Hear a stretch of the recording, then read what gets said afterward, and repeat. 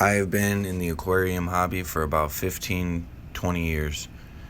I've always wanted salt water, but I've been intimidated.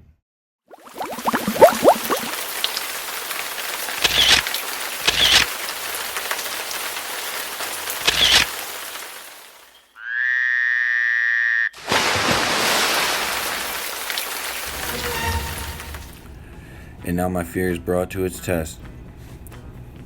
The wonderful Lifeguard Aquatics tank that I got from Petco came in the mail. It's a little 4-gallon. It's got a back filter compartment. Exactly what I wanted, a square.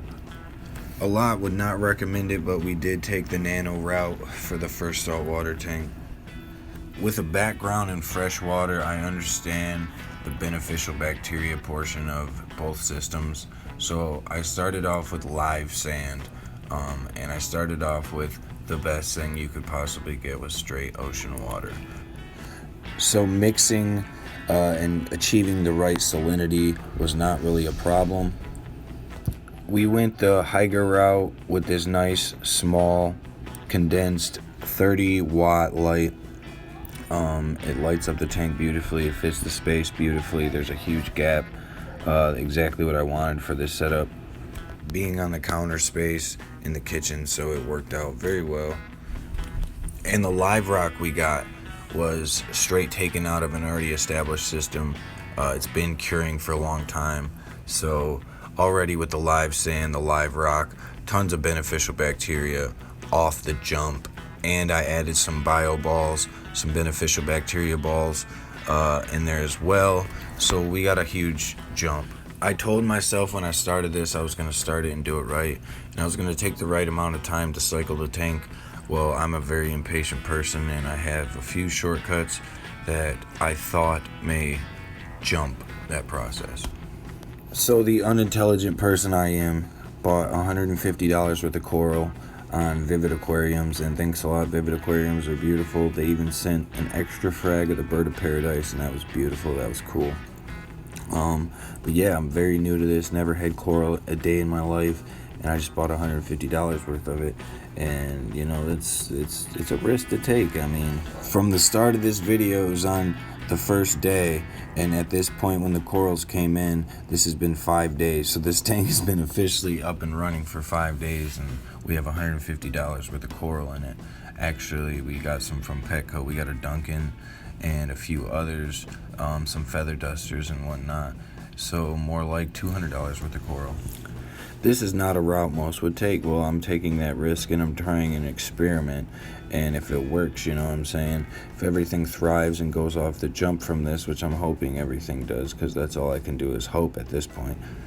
And the one thing that would throw you guys off most is I don't even have a water test kit yet. So that's crazy. I've tested the water one day. I tested it before I added my first coral, and I got the water test done by Petco. And they let me know that my water was basically at 0 for everything because it was super new and there was nothing in the water. No waste, no food, no nothing. But I did add a few hermit crabs, a snail, and a shrimp. And I advise you get the really tiny hermit crabs because when you first place your coral, these bigger ones just knock it right over. Same with the snails. I got a turbo snail. He's pretty big for this tank, and he's just knocking right through the corals and knocking them off their places I put them. So it has not been fun. Get smaller ones. But I did also go back to Petco, and they had this wonderful torch that you could see to the left. This green torch coral. It was beautiful. Look at that Duncan. Well, you wouldn't believe it, but day 8 of this setup being up and running, we got some seahorses, some dwarf seahorses. You wouldn't believe, you just wouldn't believe what we did. Oh my God, these things are so adorable. They're so cute. They're so awesome. And we got them a lovely Gorgonian that they like to sit on.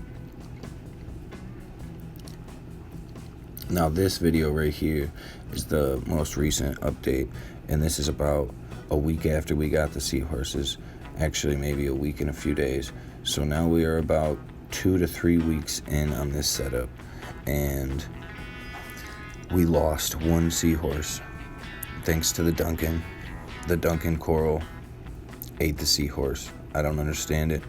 He must have got blown in the current and flew right into it. The Duncan ate the seahorse, so we have 2 seahorses left.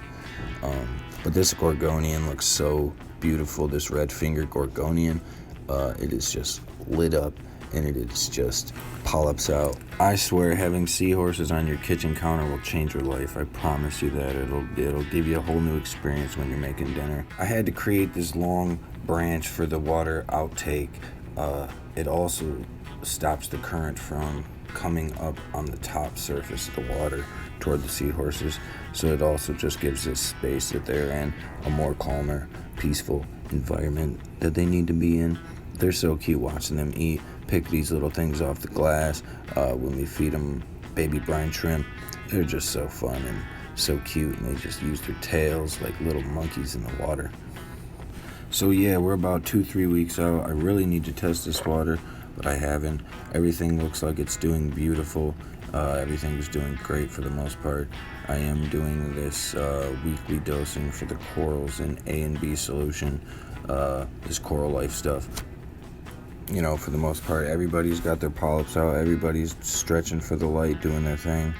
I have not seen too many bad signs go on in this tank so far. Every day, you know, I got to take the toothbrush to the side of the tank for the most part. And the next day, you know, there's another film built up. So there's definitely, the amount of maintenance is definitely some upkeep so far, especially with the start of this tank. And we skipped the whole, start to 3-6 month period where you're not supposed to have anything in the tank. You go through the ugly phase. Well, we have to go through the ugly phase with all this beauty. So that's going to be a little difficult. But yes, this new piece right here to the right, if you have the name for it, please let me know. I bought it the other day and I do not know. Look at that GSP. Got 2 nice frags from Pruce's Pets in Lansing, Michigan. If you're in Lansing or if you're in Michigan, go there for some saltwater stuff. Yes, this is just so fun. Such an experience, I swear. So risky, so new. So it gives you chills every day. For a couple days, you wake up and the seahorses got their tails latched on in the filters, and you got to save them. So I don't know. Got to have some flow going on, but I also don't know what I'm doing.